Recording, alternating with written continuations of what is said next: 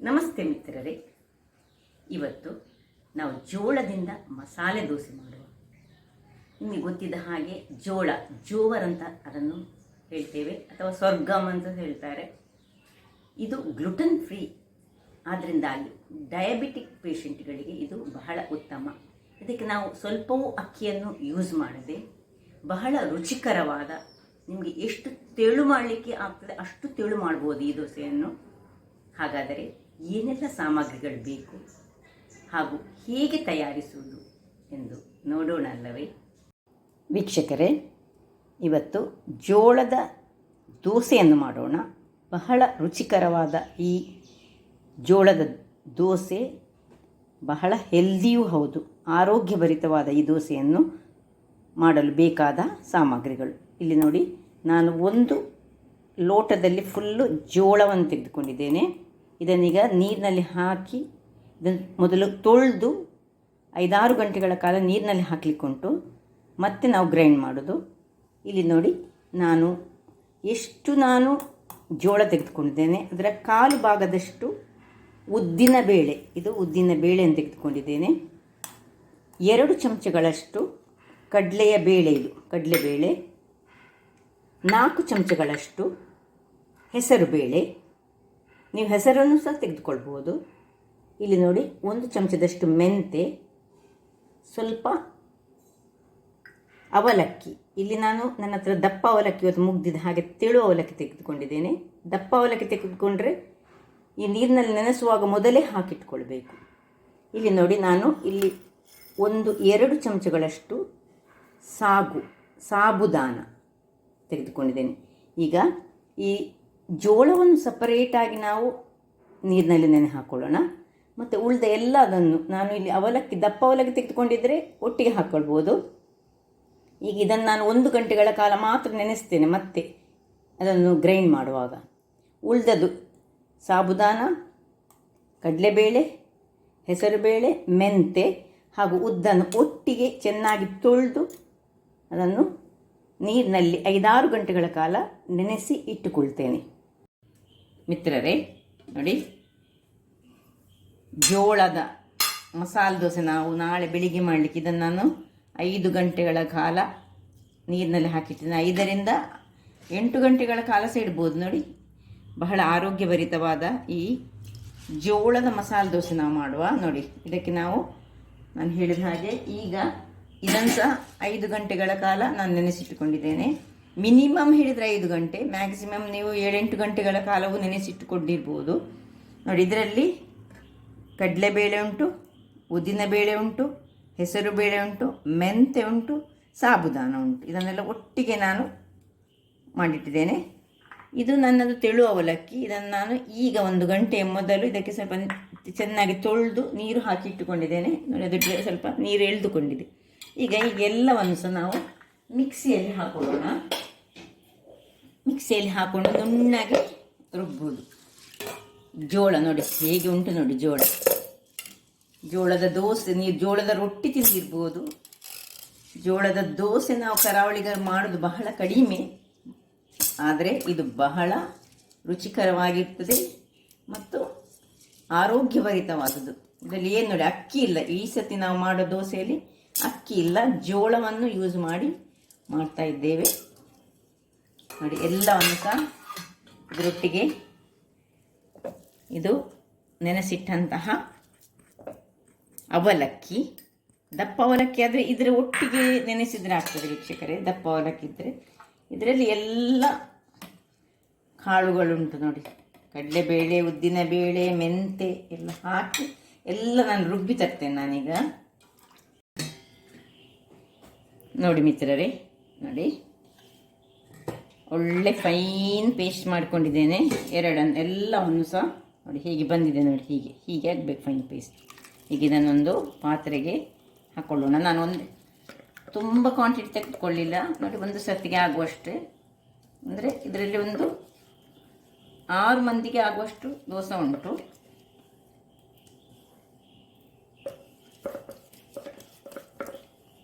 ಈಗ ಇದಕ್ಕೆ ಸ್ವಲ್ಪ ನೀರನ್ನು ಹಾಕ್ಕೊಂಡು ಮಿಕ್ಸಿ ತೊಳೆದ ನೀರನ್ನು ಹಾಕೊಳ್ಳೋಣ. ತುಂಬ ದಪ್ಪ ಬೇಡ ನಮಗೆ. ನಾವು ಇದು ನಿಮಗೆ ಮಸಾಲೆ ದೋಸೆ ಗೊತ್ತುಂಟಲ್ಲ, ಉದ್ದಿನ ದೋಸೆಯನ್ನು ಮಾಡೋ ಹಾಗೆ ಮಾಡುವಂಥದ್ದು ಇದು.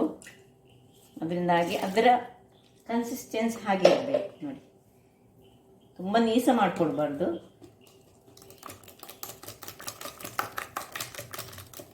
ಯಾವಾಗಲೂ ಫರ್ಮೆಂಟೇಷನ್ಗೆ ಇಡುವಾಗ ನಾವು ಇದನ್ನು ಒಳ್ಳೆ ಇದರ ಒಳಗಿರೋ ಗಾಳಿಯನ್ನು ತೆಗೆಯುವುದಿದ್ದು ನಾವು ಹೀಗೆ ರೊಟೇಟ್ ಮಾಡೋದು ಹೇಳಿದರೆ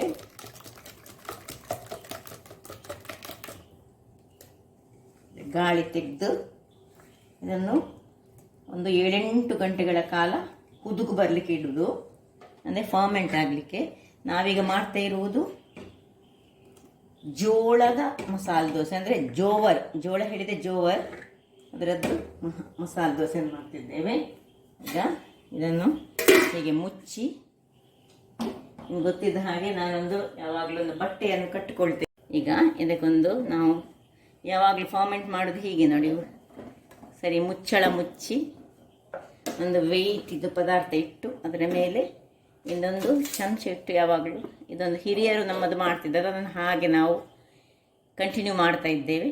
ಇನ್ನು ನಾಳೆ ಬೆಳಿಗ್ಗೆ ದೋಸೆ ಹೇಗೆ ಮಾಡುವುದೆಂದು ತೋರಿಸಿಕೊಡ್ತೇನೆ. ವೀಕ್ಷಕರೇ, ನಿನ್ನೆ ರಾತ್ರಿ ಇಟ್ಟಂತಹ ಈ ಹಿಟ್ಟು ನಾವು ಫರ್ಮೆಂಟ್ ಆಗಲಿಕ್ಕೆ ಇಟ್ಟದ್ದು, ಕುದುಗು ಬರಲಿಕ್ಕೆ ಇಟ್ಟಂತಹ ಹಿಟ್ಟು ಹೇಗೆ ಬಂದಿದೆ ನೋಡೋಣ. ನೋಡಿ ಹೇಗೆ ಉಬ್ಬಿ ಬಂದಿದೆ ನೋಡಿ, ಒಳ್ಳೆ ಇದು ಜೋವರಾದ್ರಿಂದಾಗಿ, ಜೋಳ ಆದ್ರಿಂದಾಗಿ ಇದು ಬಹಳ ಚೆನ್ನಾಗಿ ಉಬ್ಬಿ ಬರ್ತದೆ. ಅದಕ್ಕೆ ತಕ್ಕ ನಾವು ಅದಕ್ಕೆ ಇತರ ವಸ್ತುಗಳನ್ನು ಹಾಕೊಂಡಿದ್ದೇವೆ ನೋಡಿ, ಹೇಗೆ ಬಂದಿದೆ ನೋಡಿ. ಈಗ ಇದಕ್ಕೆ ಉಪ್ಪನ್ನು ಸೇರಿಸೋಣ, ರುಚಿಗೆ ತಕ್ಕಷ್ಟು ಉಪ್ಪನ್ನು ಹಾಕೊಳ್ಳೋಣ.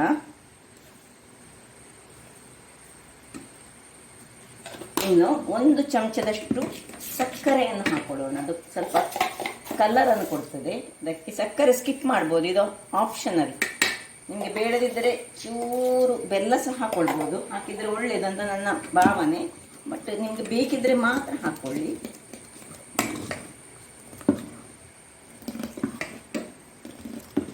ಈ ಹದದಲ್ಲಿ ಬರಬೇಕು ನೋಡಿ, ದೋಸೆ ಹದದಲ್ಲಿ ಬರಬೇಕು, ದಪ್ಪ ಸೇರಬಾರ್ದು, ನೀರು ಆಗಬಾರ್ದು. ಈಗ ನೋಡಿ, ನಾನು ಇದು ಮಸಾಲೆ ದೋಸೆನು, ಜೋಳದ ಮಸಾಲೆ ದೋಸೆ, ಅದರಿಂದಾಗಿ ನಾನು ಮಸಾಲೆ ದೋಸೆಗೆ ನೋಡಿ ಬಟಾಟೆ ಬೇಯಿಸಿಟ್ಟುಕೊಂಡಿದ್ದೇನೆ, 1 ಟೊಮ್ಯಾಟೊ ಕಟ್ ಮಾಡಿದ್ದೇನೆ, ಹೆಚ್ಚಿಟ್ಟುಕೊಂಡಿದ್ದೇನೆ, ನೀರುಳ್ಳಿ 1 ದೊಡ್ಡ ನೀರುಳ್ಳಿ, 5-6 ಬೆಳ್ಳುಳ್ಳಿ, ಮತ್ತು ಕಾಯಿ ಮೆಣಸು, ಶುಂಠಿ ಹಾಗೂ ಹಿಂಗು.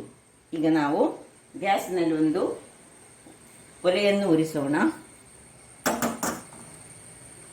ಈಗ ಬಾಣಲೆ ಬಿಸಿ ಆಗುವಾಗ 1-2 ಸ್ಪೂನಿನಷ್ಟು ಎಣ್ಣೆಯನ್ನು ಹಾಕೊಳ್ಳೋಣ. ಹೆಚ್ಚು ಎಣ್ಣೆ ಬೇಕಿದ್ರೆ ಹೆಚ್ಚು ಎಣ್ಣೆ ಹಾಕ್ಕೊಳ್ಬೋದು ನೀವು, ಹಾಕೋರಾದರೆ. ನಾನು ಸ್ವಲ್ಪ ಕಡಿಮೆ ಎಣ್ಣೆ ನೋಡಿ. ಸಾಸಿವೆ ಸಿಡಿಯುವಾಗ ಈ ಹೆಚ್ಚಿಟ್ಟಂತಹ ಬೆಳ್ಳುಳ್ಳಿ ಸಿಡಿಯುವಾಗ ಈಗ ನಾವು ಕರಿಬೇವಿನ ಸೊಪ್ಪನ್ನು ಹಾಕೊಳ್ಳೋಣ.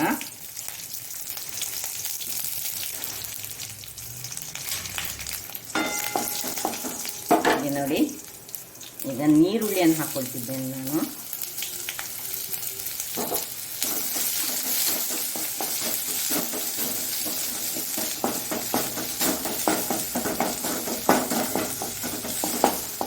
ಈರುಳ್ಳಿಯೊಂದಿಗೆ ಸ್ವಲ್ಪ ಉಪ್ಪನ್ನು ಹಾಕೊಳ್ಳೋಣ ಅಲ್ಲೇ.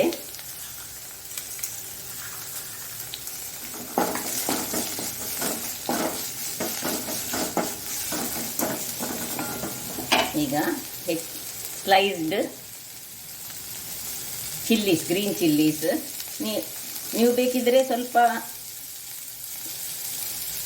ಮೆಣಸಿನ ಪುಡಿಯನ್ನು ಸಹ ಯೂಸ್ ಮಾಡ್ಬೋದು, ಹೆಚ್ಚು ಚಿಲ್ಲಿ ಸ್ವಲ್ಪ ಕಡಿಮೆ ಮಾಡಿ. ಇನ್ನು ಟೊಮ್ಯಾಟೊ ಹಾಕೊಳ್ಳೋಣ.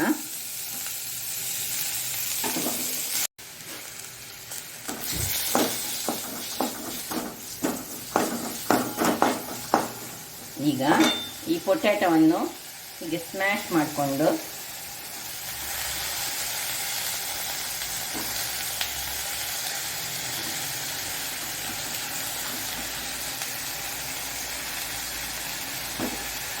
ಸ್ವಲ್ಪ ಉರಿ ಸಣ್ಣದಿಟ್ಕೊಳ್ಳೋಣ.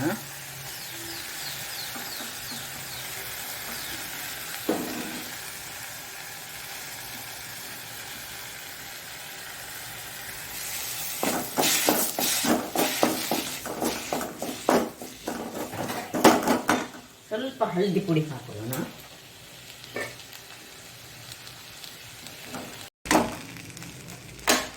ಹಳದಿ ಪುಡಿ ಸ್ವಲ್ಪ ಒಂದು ಅರ್ಧ ಚಮಚಗಳಷ್ಟು, ಸ್ವಲ್ಪ ಒಂದು ಅರ್ಧ ಚಮಚದಷ್ಟು ಕೊತ್ತಂಬರಿ ಪುಡಿ, ಜೀರಾ ಪುಡಿ ಒಂದು ಅರ್ಧ ಚಮಚ. ಅದು ನಿಮಗೆ ಬೇಕಿದ್ದರೆ ಮಾತ್ರ, ಇದು ಆಪ್ಷನಲ್. ನೀವು ಸ್ವಲ್ಪ ಮಸಾಲಯುಕ್ತವಾದ ಬಾಜಿ ಮಾಡೋದಾದರೆ ನೀವು ಹಾಗೆ ಮಾಡಬೇಕು. ಸ್ವಲ್ಪ ಹಳದಿ ಪುಡಿ, ಸ್ವಲ್ಪ ಕೊತ್ತಂಬರಿ ಪುಡಿ, ಸ್ವಲ್ಪ ಮೆಣಸಿನ ಪುಡಿಯನ್ನು ಹಾಕ್ಕೊಂಡು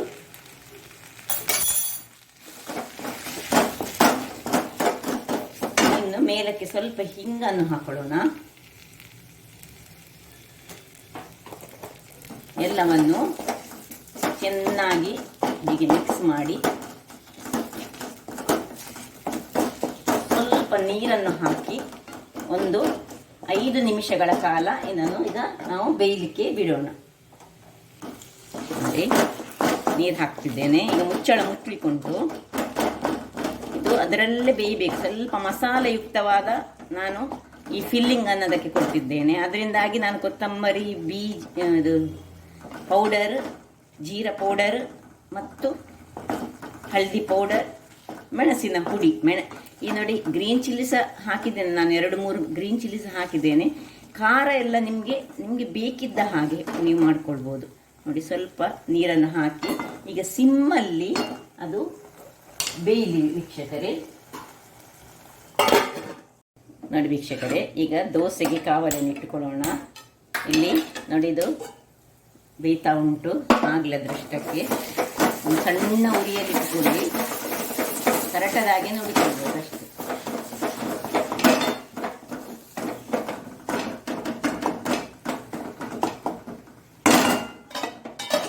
ಅಲ್ಲಿ ಇರಲಿ. ಈಗ ಇಲ್ಲಿ ಗ್ಯಾಸ್ ಉರಿಸಿಕೊಂಡಿದ್ದೇನೆ. ಇದು ಬಿಸಿ ಆಗ್ತಾ ಇರಲಿ. ಕಾವಲಿ ಬಿಸಿ ಆಗುವಾಗ ನಾವು ಅದಕ್ಕೊಂದು ಚಟ್ನಿಯನ್ನು ಮಾಡೋಣ. ಒಂದು ಸಣ್ಣ ಮಿಕ್ಸಿ ಜಾರ್ನಲ್ಲಿ ಸ್ವಲ್ಪ ತೆಂಗಿನ ತುರಿ,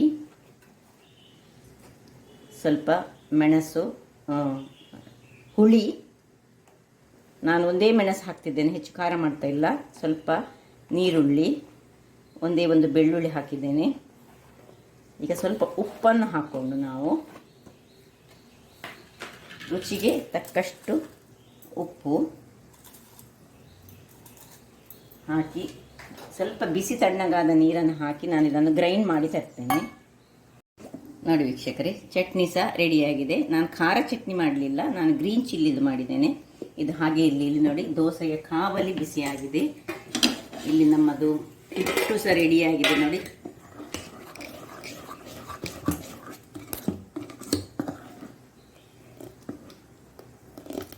ಈಗ ನಿಮಗೆ ಎಷ್ಟು ದೊಡ್ಡ ದೋಸೆ ಬೇಕು ಅಷ್ಟು ದೊಡ್ಡ ದೋಸೆಯನ್ನು ನಾವು ಮಾಡ್ಬೋದು. ಇದರಲ್ಲಿ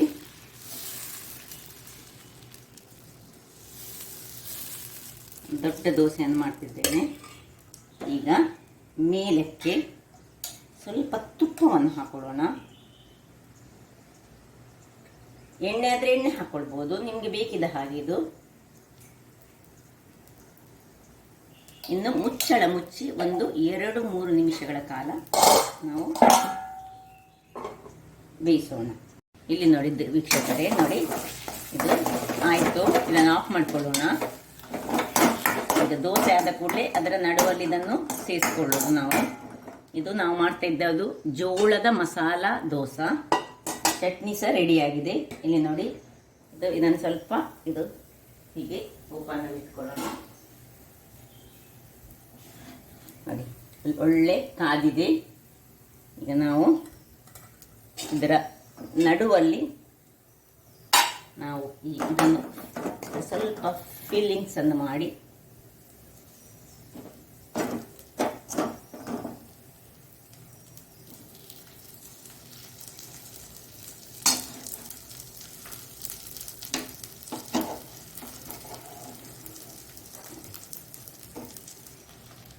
ನಮ್ಮ ಮಸಾಲ ದೋಸೆ ರೆಡಿಯಾಯಿತು.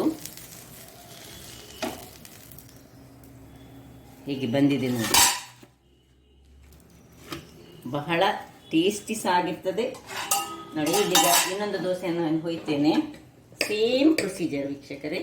ಬೇಕಿದ್ರೆ ನೀವು ತುಪ್ಪದ ಬದಲು ಎಣ್ಣೆಯನ್ನು ಸಹ ಯೂಸ್ ಮಾಡ್ಬೋದು. ಒಂದು ಫುಲ್ಲು ತೆಗೆದುಕೊಂಡು ಏನು ಚೆನ್ನಾಗಿ ಬರ್ತದೆ, ಏನು ಹೋಲ್ಸ್ ಸಮೇತ ಒಳ್ಳೆ ಸಣ್ಣ ಸಣ್ಣ ಹೊಟ್ಟೆಗಳು ನೋಡಿ ಹೇಗೆ ಬರ್ತದೆ ನೋಡಿ.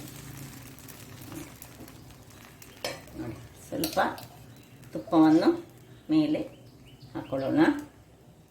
ನಾನು ಹೇಳಿದ ಹಾಗೆ ನೀವು ಎಣ್ಣೆ ಸಹ ಹಾಕೊಳ್ಬೋದು, ತೆಂಗಿನ ಎಣ್ಣೆ ಹಾಕಿದರೆ ಸಹ ಒಳ್ಳೆಯದಾಗ್ತದೆ.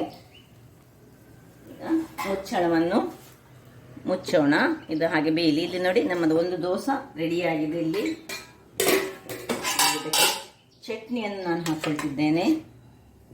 ನೀವು ಬೇಕಿದ್ರೆ ಖಾರ ಚಟ್ನಿ ಸಹ ಮಾಡ್ಬೋದು. ಗ್ರೀನ್ ಮೆಣಸಿನ ಬದಲು ನಾವು ರೆಡ್ ಚಿಲ್ಲಿ ಹಾಕಿದರೆ ಆಯಿತು. ಇದಕ್ಕೆ ಬೇಕಿದ್ರೆ ಒಗ್ಗರಣೆ ಸಹ ಕೊಟ್ಟರೆ ಇನ್ನೂ ಸಹ ಚೆನ್ನಾಗಿ ಆಗ್ತದೆ ನೋಡಿ. ಇದು ಆಗ್ತಾ ಉಂಟು, ಆಗಲಿ ಇದ್ರಷ್ಟಕ್ಕೆ. ಇಲ್ಲಿ ಒಂದೊಂದೇ ಫಿಲ್ಲಿಂಗ್ಸ್ ಮಾಡಿ ಹೀಗೆ ನಾವು ರೆಡಿ ಮಾಡೋದು ನೋಡಿ. ಹೇಗೆ ಕ್ರಿಸ್ಪಿ ಆಗಿದೆ ನೋಡಿ ಮಸಾಲೆ ದೋಸೆ. ಹಾಗಾದರೆ ಈ ಜೋಳದ ಮಸಾಲೆ ದೋಸೆ ನಿಮಗೆ ಇಷ್ಟ ಆದರೆ ನೀವು ನಿಮ್ಮ ಮನೆಗಳಲ್ಲಿ ಮಾಡಿ, ಬಹಳ ಆರೋಗ್ಯದಾಯಕವಾದುದು. ನನ್ನ ಈ ಕುಕಿಂಗ್ ಚಾನಲ್ ನಿಮಗೆ ಇಷ್ಟ ಆದರೆ ಬೋಳೂರು ಸುವರ್ಣ ಚಾನಲನ್ನು ಲೈಕ್ ಮಾಡಿ, ಶೇರ್ ಮಾಡಿ ಹಾಗೂ ಸಬ್ಸ್ಕ್ರೈಬ್ ಮಾಡಿ ಹಾಗೂ ನನ್ನ ಇನ್ಸ್ಟಾಗ್ರಾಮ್ ಪೇಜನ್ನು ಫಾಲೋ ಮಾಡಿ. ಧನ್ಯವಾದಗಳು.